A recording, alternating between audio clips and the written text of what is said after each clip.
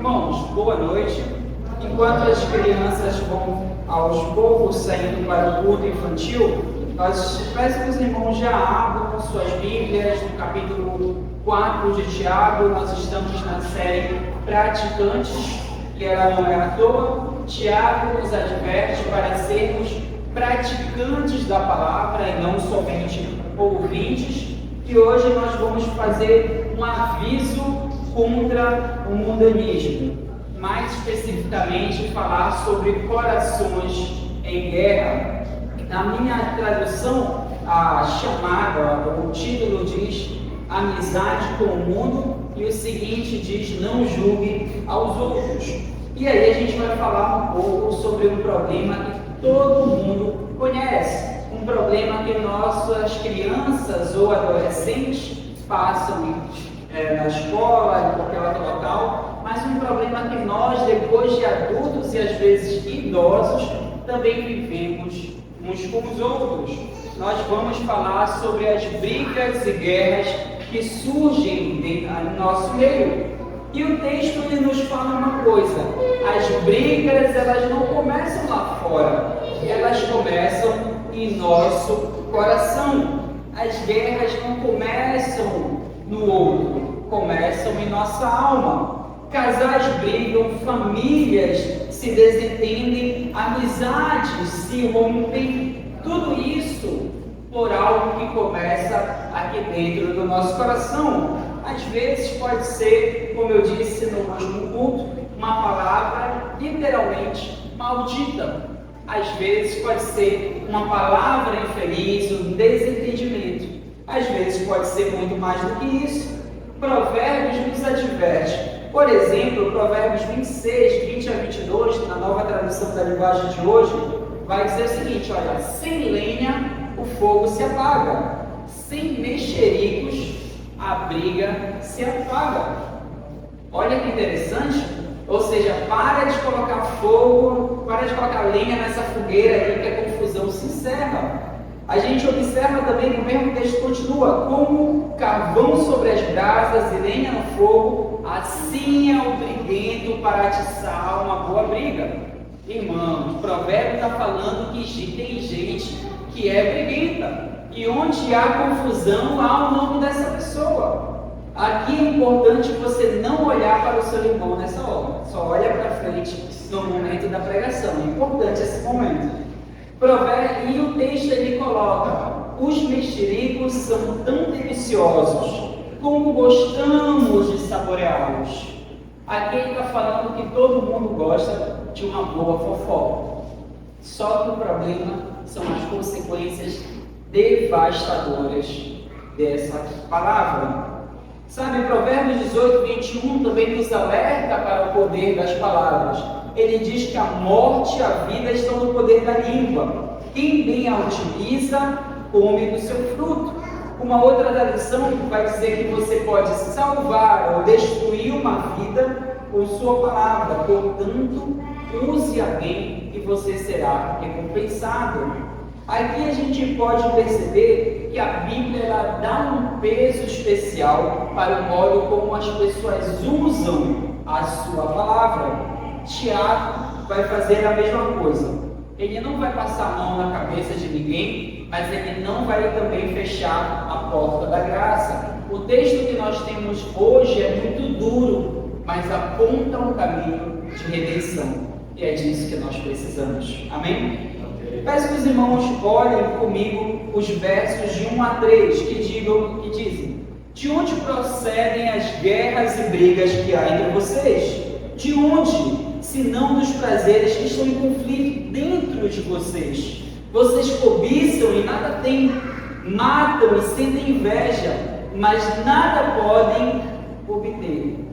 Vivem a lutar e a fazer guerras, nada têm porque não pedem, pedem e não recebem porque pedem mal, para esbanjarem em seus prazeres. Esse texto aqui nos mostra, começa com uma pergunta: de onde vêm as confusões no meio da igreja de Cristo? De onde surgem as confusões da igreja da Galácia, da diáspora, da Igreja Batista Nova Vida, ou da PIB do Biguí, ou de qualquer uma igreja conhecida. De onde surgem brigas, fofocas, intrigas na igreja? De onde surgem discussões e tudo isso? Tiago responde: elas surgem de desejos que são desnorteados. Tudo isso surge de querer as coisas do nosso jeito, da nossa hora e na nossa vontade. É interessante que várias vezes eu já tive a oportunidade como professor de separar briga de criança.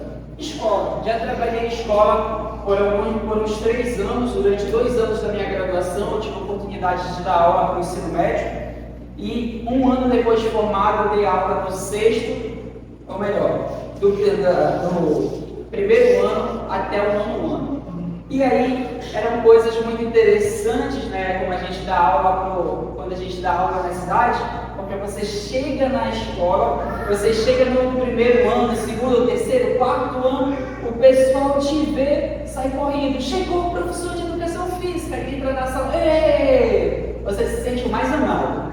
Aí você vai dar aula para adolescente, né? O 8º e 9º ano, aquela coisa, tio, eu preciso mesmo correr. Você olha assim, mas eu chegava lá e às vezes tinha umas brigas. E como todo professor você tem que apartar. Aí o aluno chegava, não tio, porque ele só quer fazer as coisas do jeito dele. Às vezes eu separo umas brigas na igreja e aí eu ouço isso de outra forma, né? Não, porque o irmão só quer as coisas do jeito dele. É quase a mesma coisa, só que falando de modos diferentes. A gente observa que é exatamente isso que Tiago fala.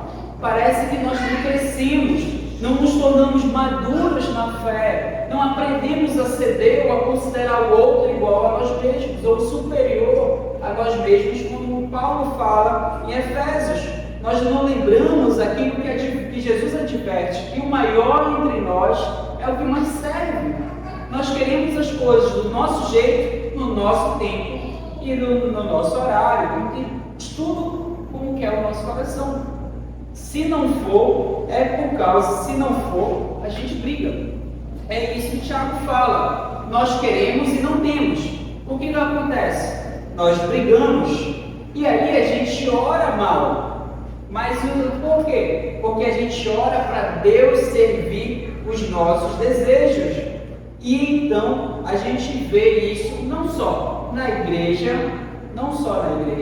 mas também nas nossas famílias.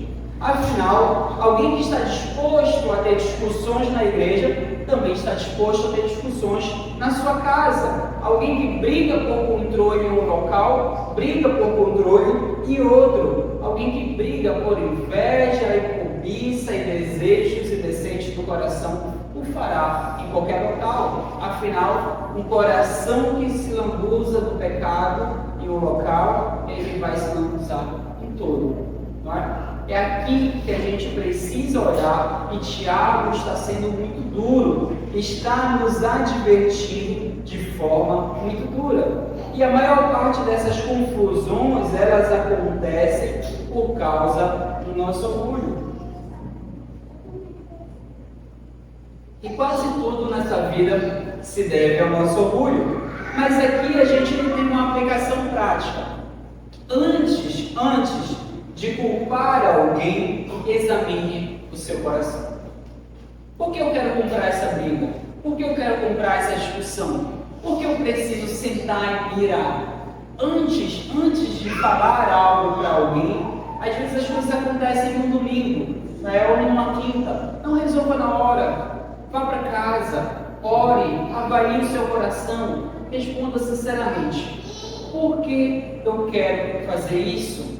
Não estou dizendo que as coisas não precisam ser corrigidas, mas estou dizendo que a nossa ira não faz a justiça de Deus. E é aqui que a gente precisa estar atento, é aqui que a gente precisa ter calma e olhar as coisas com calma. Observe que o versos 4 a 6, ele continua: gente infiel. Ele não está falando para descrentes, mas para irmãos em Cristo. Vocês não sabem que a amizade do mundo é inimizade contra Deus? Aquele, pois, que quiser ser amigo do mundo, se torna inimigo de Deus? Ou vocês pensam que é em vão que a Escritura diz que é com ciúme que por nós anseia o Espírito que Ele fez habitar em nós? Mas Ele nos dá cada vez mais graça. Por isso diz, Deus resiste aos soberbos, mas dá graça aos humildes. Aqui Tiago fala forte, mas ele fala por amor. Aqui ele fala que você precisa viver com Deus no centro e que qualquer coisa fora isso é infidelidade. Outra tradução diz geração adúltera, ou seja, aquele que não vive segundo a palavra de Deus vive em adultério. A amizade com o mundo é adultério contra Deus. Observem, jovens, não pensem que vocês podem ser amigos do mundo e amigos de Deus. Aqui ele chama de infiéis todo aquele que tentar ser amigo do mundo. Custe o que custar, seja amigo de Deus, ou você perderá tudo. Sabe, Tiago nos fala que querer agradar o próprio coração e depois pedir para Deus abençoar é inimizade contra Deus. Observa que eles estavam dispostos a entrar em guerra e mesmo assim, eles ainda pediam umas coisas para Deus. Às vezes tem gente que entra em um relacionamento que nunca deveria ter entrado e aí depois pede para Deus abençoar, pede para Deus ajudar a resolver os problemas que a pessoa entra. Mas aqui, às vezes a gente dá um primeiro passo, começa algo que nunca deveria ter começado e que nós sabemos disso. E depois pedimos para Deus vir abençoar aquilo. Irmãos, Deus não divide o seu coração com o pecado. Você precisa entender isso. Ou você servirá a Deus ou servirá ao pecado. Não há meio do caminho. Sabe, Tiago fala isso. Deus resiste aos soberbos, Deus resiste aos orgulhosos, Deus resiste a todo aquele que vive em rebelião contra Ele. No final das contas, Deus não está rejeitando aquela pessoa que cai. Deus está rejeitando aquela pessoa que insiste em não querer mudar. Deus está rejeitando aquele que insiste em não abandonar o seu pecado. Deus está rejeitando aquele que insiste em continuar no erro. No final das contas, enquanto você permanecer no pecado, não haverá o favor de Deus na sua vida. E irmãos, certa vez eu estava estudando um pouco sobre disciplina eclesiástica. E eu ouvi falar algo que me chamou muita atenção. Só existe um pecado que faz com que a gente expulse uma pessoa da igreja. E talvez vocês fiquem pensando, pastor, o que é tão grave que faz alguém ser expulso da igreja? É falta de arrependimento. É quando a pessoa comete o pecado reiteradamente e não quer voltar atrás, não quer voltar atrás e não quer voltar atrás. É a falta de arrependimento que faz alguém ser expulso do corpo de Cristo. É a falta de arrependimento e a falta de mudança que faz com que você vá para o inferno. Alguns podem falar, não pastor, ano que vem eu conserto a minha vida. Mas cuidado. Talvez você não tenha até o ano que vem para consertar a sua vida. Talvez você possa falar, não pastor, quando eu ficar mais velho. Não pastor, eu vou fazer isso aos poucos. Cuidado. Talvez você não tenha tudo esse período. Não há como saber. Irmãos, quando nós pensamos sobre isso, nós lembramos, Deus dá graça aos humildes, mas resiste aos orgulhosos. Uma vez, eu ouvi uma colega falar uma ilustração sobre uma pessoa que estava no pecado, e ela falou algo que me chamou muita atenção, que você pode estar rastejando na lama do pecado, mas se ali você começar a rastejar para Cristo, então Ele te dará graça. Então Ele virá ao seu encontro, te tirará daquela lama, limpará as suas vestes e te chamará de filho amado. É por isso que Jesus, ao falar da oração do fariseu e do publicano, Jesus fala que a oração do publicano é aquela que pede a favor, aquela pessoa que estava imunda em seus pecados, mas que reconhecia que precisava de Deus. Nós precisamos olhar para nós mesmos, irmãos. Nós precisamos olhar para o espelho e pensar quem nós temos sido. Nós precisamos entender que a humildade é que atrai graça. O texto continua nos falando do seguinte: a partir do verso 7, ele começa a aprofundar, ele fala como é que a gente vai fazer isso. E ele diz: portanto, sujeitem-se a Deus, mas resistam ao diabo, e ele fugirá de vós. Cheguem perto de Deus, e ele se achegará a vós. Limpem as mãos, pecadores, e vocês que são indecisos, purifiquem o coração. Reconheçam a sua miséria, lamentem, chorem. Que o riso de vocês se transforme em pranto, e que a alegria de vocês se transforme em tristeza. Humilhem-se diante do Senhor, e Ele os exaltará. Esse texto é maravilhoso. Tiago dá passos claros e simples para nós. Por exemplo, o que é se sujeitar a Deus? É parar de agir em rebeldia a Ele.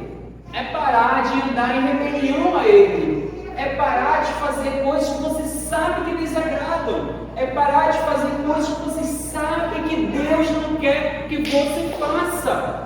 É isso que é se sujeitar a Deus. Sabe? Se você... Um bom exemplo é o filho, né? Sua mãe fala: olha, você vai dormir depois do almoço. Depois do almoço, o que você faz? Você vai pintar, você vai fazer dever de casa, você vai para a rua? Não. Você entende aqueles limites. Existem coisas claras na nossa vida que Deus quer que a gente faça e a gente não faz. Existem coisas claras, óbvias, que está escrito em todo lugar e você sabe que tem que corrigir e você não corrige. É isso aqui que Tiago está falando. Sujeitai-vos a Deus. Não semana que vem, não ano que vem, não daqui a uma década. Não espere crescer ou envelhecer. Não espere muito tempo, mas se sujeite a Deus aqui e agora.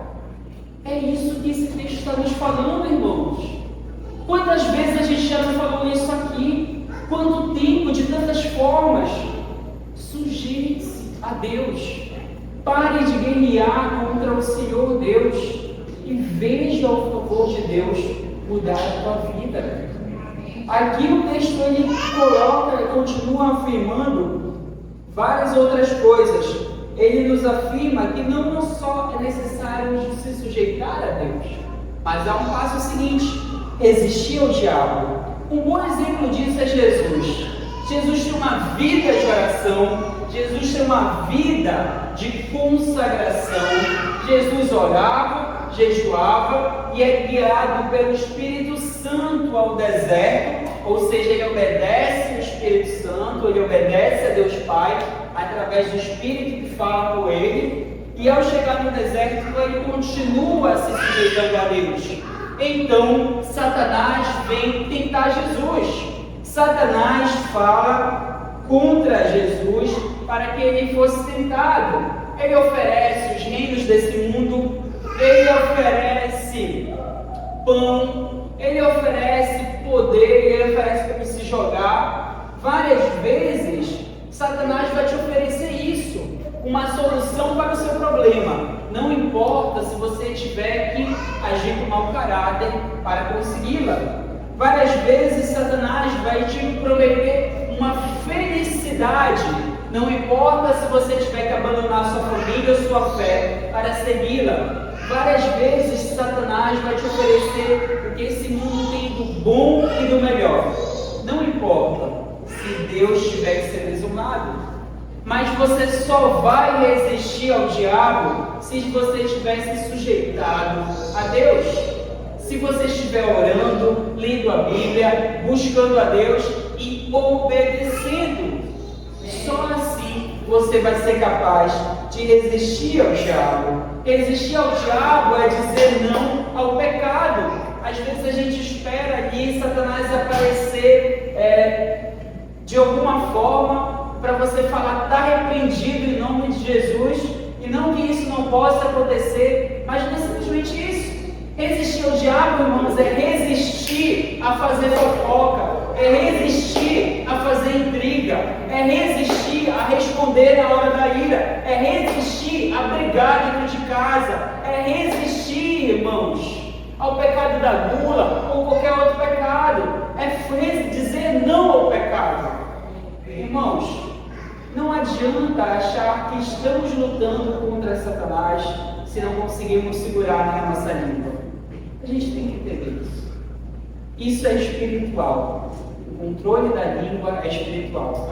É fruto do espírito, é domínio próprio. Não é?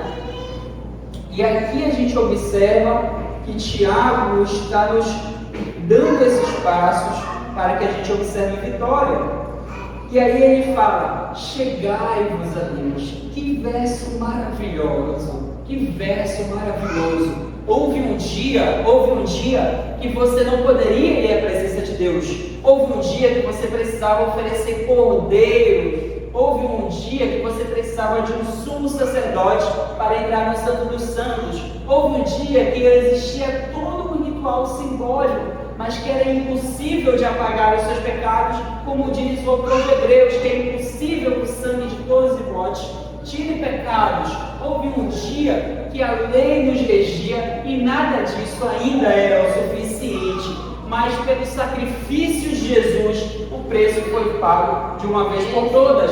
O véu do templo se rasgou e agora aquilo que separa o santo do lugar santíssimo foi eliminado. Agora, com ousadia, nós podemos nos achegar à presença de Deus, crendo que Ele existe e que é abençoador daqueles que o buscam. Sabe, a Bíblia diz que se você buscar de todo o coração, você encontrará. Se você buscar com a sua alma, você verá a Deus.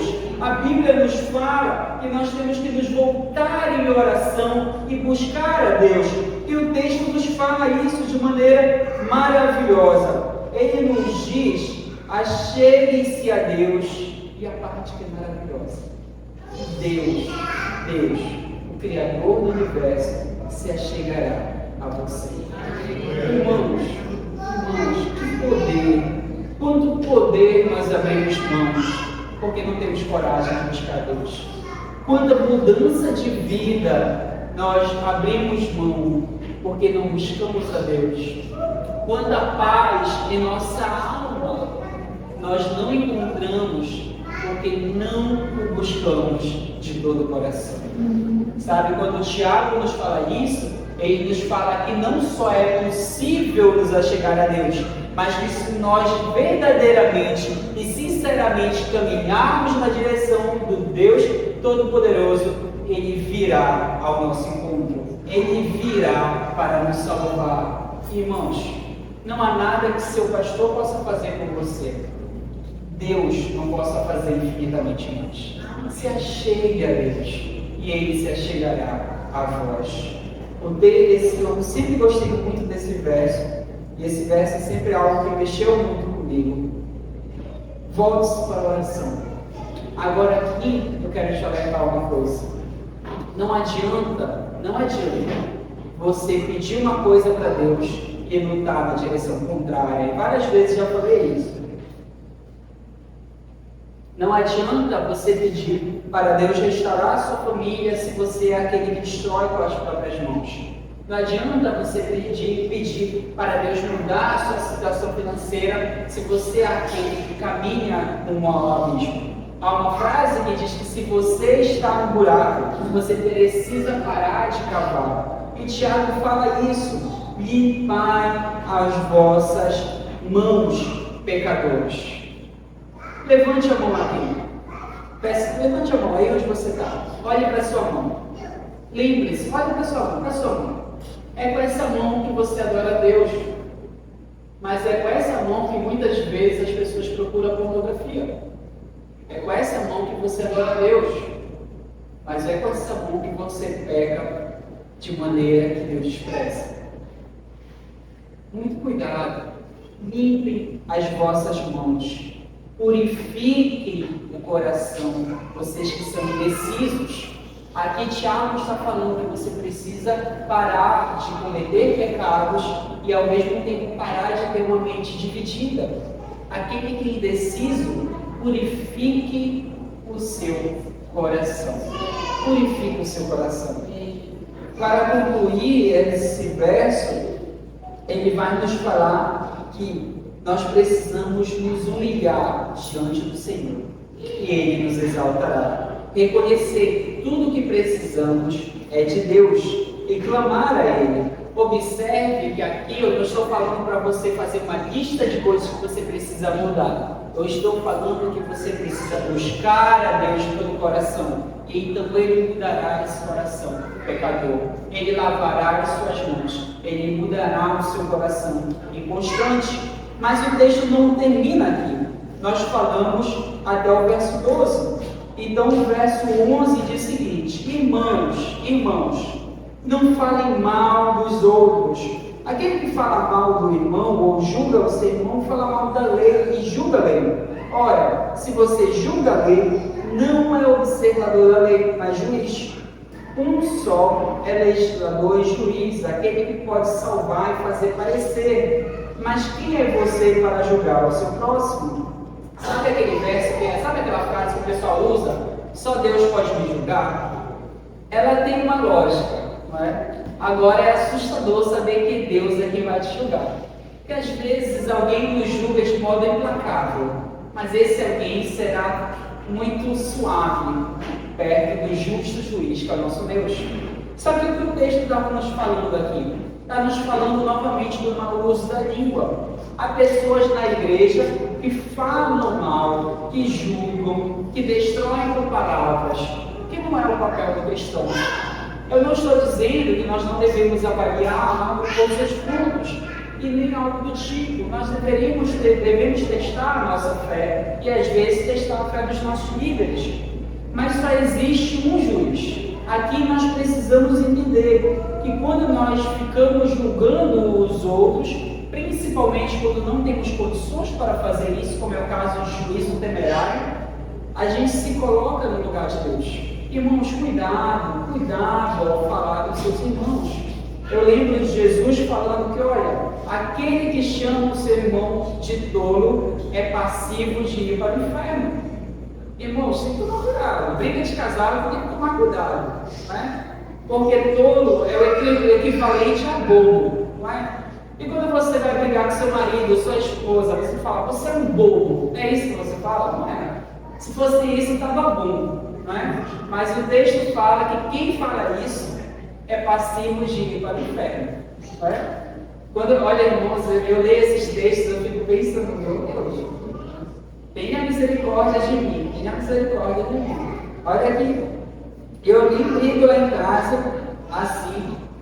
Mas, irmãos, falando sobre brigas na igreja, às vezes eu vi famílias brigarem por tanto tempo, por tantas coisas que, a meu ver, pareciam pequenas, às vezes até fúteis. Eu sempre me perguntei se uma família acreditava que a igreja ficaria melhor sem a outra. Sabe, se aquela família que você tanto briga sair da igreja, a igreja fica melhor? E aí nós temos que avaliar, porque às vezes perdemos famílias e depois nos entristecemos. Mas e todos os anos de briga que a gente deixou para trás e esqueceu? E todas as contendas que a gente fez? E tudo aquilo que a gente provocou? Sabe, eu já vi igrejas, já vi famílias passarem anos e anos perseguindo o pastor. Para lá na frente, quando o pastor sair da igreja, elas ficarem chorando porque o pastor desistiu de pastorear. Irmãos, eu não estou dizendo que pessoas não erram, que as coisas não têm que ser acertadas. O que eu estou querendo dizer é que nosso papel aqui é unir forças e não dividir. Todos nós temos assuntos para acertar, temos que sentar à mesa como adultos e resolver nossos problemas. Só relacionamentos superficiais não têm problemas. E olha lá, porque às vezes o teu vizinho tu nem fala, estaciona na frente da tua casa, tu já quer ficar chateado, né? Mas só relacionamentos superficiais não tem problema. Todo relacionamento profundo terá coisas para resolver. Aqui nós precisamos entender que o texto, ele nos convida a, em vez de apontar o dedo, ajudar, estender a mão. Sabe, às vezes, por exemplo, você vê uma mãe cansada na igreja e hoje eu sou pai e eu sei disso, né? Tem coisas que é difícil saber antes. Mas às vezes tudo que você poderia fazer para ajudar a simplesmente cuidar das crianças enquanto ela descansa 5 minutos, né? Ao invés de brigar, gritar e reclamar do modo que ela educa os filhos, às vezes você vê um amigo errando e é necessário falar, mas antes de acusar, ore. Sabe, às vezes você nem tem orado pela vida da pessoa. Às vezes parece que você só quer que o problema suma, mas esquece que a nossa luta não é contra carne ou sangue. Em vez de falar mal do outro para um terceiro ou um quarto, fale com Deus. Às vezes você nem levou as suas ansiedades a Deus. Aqui nós precisamos entender que Deus quer trazer a paz. A paz. Bem-aventurados os pacificadores, porque serão chamados filhos de Deus. Deus quer trazer a paz para o meio do seu povo. Ao olhar nesse texto, nós percebemos que a guerra começa no coração. Só que o orgulho mantém esse conflito aceso. Ao colocar lenha na fogueira, ela continua. Mas ao cessar a língua, a briga se acaba. Sabe, o arrependimento e a mudança de vida trará paz para os nossos relacionamentos. Irmãos, onde a humildade, a graça. Onde a graça, a restauração. Que nessa noite nós possamos nos humilhar diante de Deus e compreender que aquela pessoa que se humilha diante de Deus, ela não precisa brigar para vencer. O próprio Deus é o seu juiz. No final das contas, nós devemos entregar nossa vida ao senhorio de Cristo. Entender que o Senhor é a nossa justiça, o Senhor é a nossa unidade. Vamos orar juntos.